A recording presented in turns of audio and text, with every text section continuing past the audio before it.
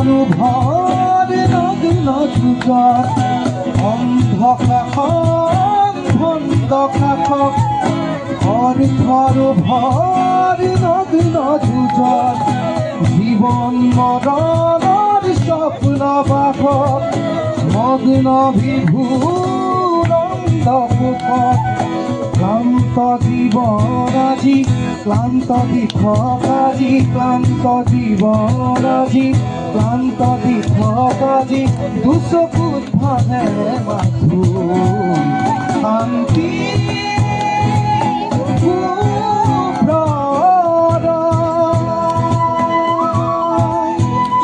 মুকুতি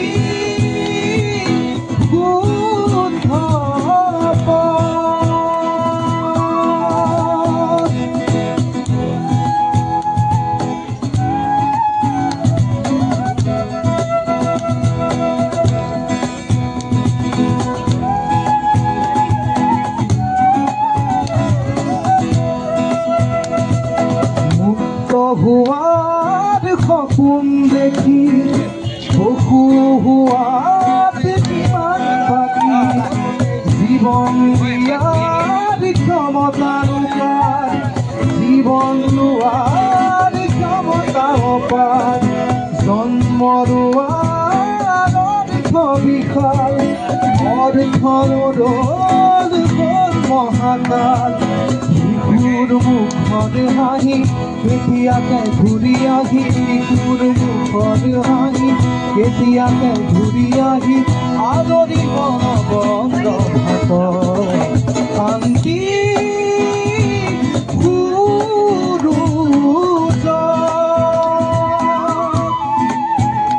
মুকুতি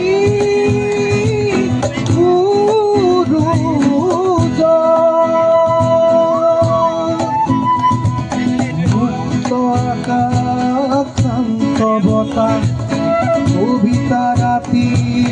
স্নিগ্ধ গুণা শুদ্ধ মনৰ মুক্ত কোঠা মানৱ প্ৰেমৰ মূৰ্ত প্ৰকাশ মুকুতি আজি দেখো দুচকুত খাবে নৈ বুকুৱে বুকুৱে বৈ শান্তিৰ ঘৰ মুকুতি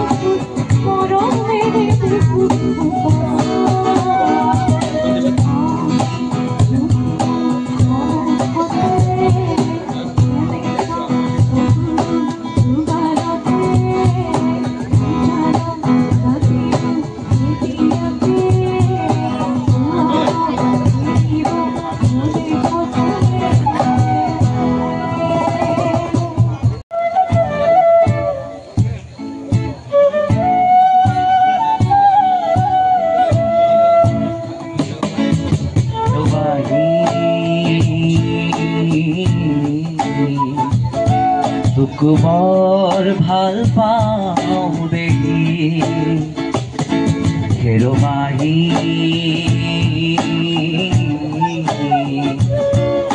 কুমাৰ ভাল পাওঁ দেখি তোৰ ঘূৰৰ আচল ধৰি বহু দূৰ যাওঁ গুচি মনপৰি মাতি তোৰ ঘূৰৰ আচল ধৰি বহু দূৰ যাওঁ গুচি মনপৰি মাতি হেৰবাহি বৰ ভাল পাওঁ দেখি মোৰ বাহি তোক বৰ ভাল পাওঁ দেখি তোৰ ঘূৰৰ আচল ধৰি বহু দূৰ যাওঁ গুচি পূৰ্ণিমা ৰাতি তোৰ ঘূৰৰ আচল ধৰি বহু দূৰ যাওঁ গুচি পূৰ্ণিমা ৰাতি হেৰবাহি তোক বৰ ভাল পাওঁ দেখি মোৰ বাহি তোক বৰ ভাল পাওঁ দেখি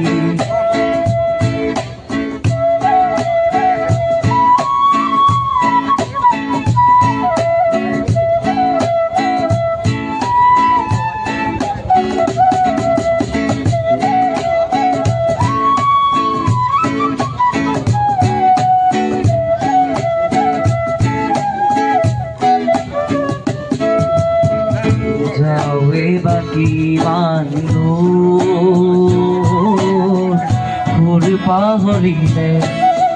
তোৰ কাষলৈকে একে চিপে নামভতি যাৱে বাকী মানুহ তোৰ পাহৰিলে তোৰ কাষলৈকে একে চিপে নামভতি তোৰ বুৰৰ আচল ধৰি বহু দূৰ যাওঁ গুচি তোৰ পূৰ্ণিমা ৰাতি তোৰ বুৰৰ আচল ধৰি বহু দূৰ যাওঁ গুচি তোৰ পূৰ্ণিমা ৰাতি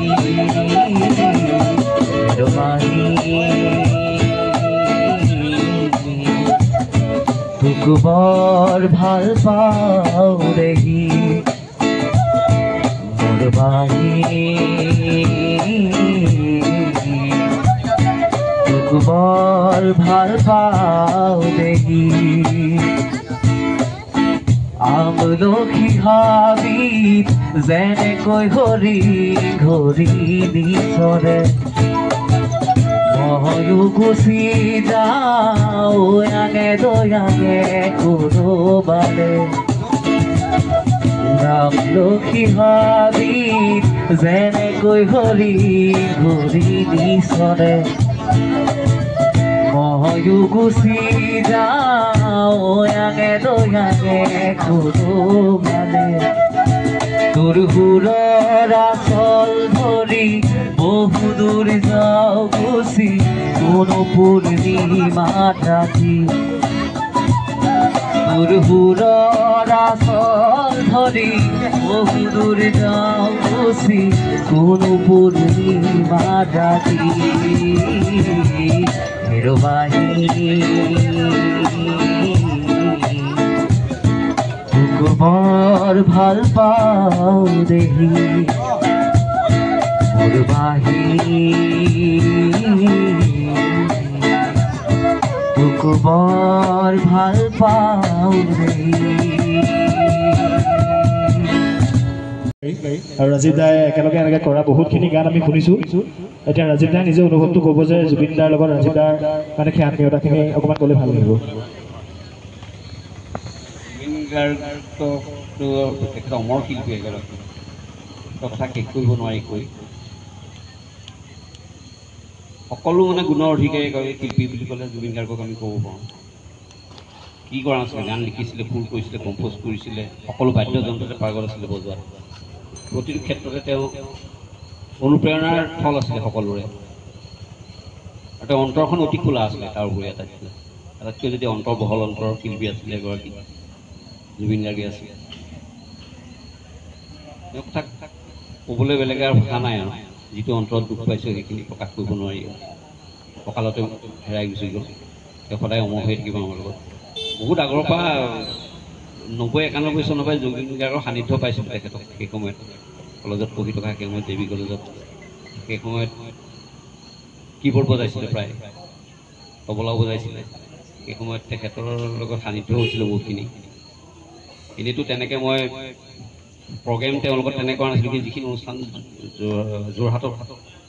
আনানুষ্ঠানিক কিছুমান অনুষ্ঠান হয় সেইবোৰত কিছু ক্ষেত্ৰত মই বজাইছিলোঁ অসংগঠন কৰিছিলোঁ ডিষ্ট্ৰিক্ট লাইব্ৰেৰীতে হওক এগ্ৰিকালচাৰ ইউনিভাৰ্চিটিতে হওক বা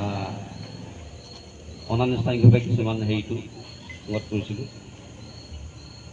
দুটি গানত বজোৱাৰ সৌভাগ্য হৈছিলে তেওঁ আমাৰ যোৰহাটৰ পৰাই হৈছিলে দুটি গান জুবিন গাৰ্গৰ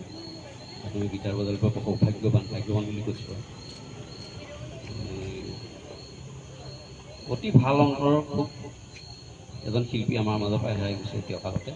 তেওঁ মনৰ অতি দুখৰ কথা আৰু কি ক'ম আৰু তেখেতক প্ৰাণ ভৰি ভাল পাওঁ তেখেত অমৰ হৈ ৰওক তেখেতৰ সান্নিধ্যখিনি নিজৰ মাজতে থাকক আজিখিনি আছিল থাকিম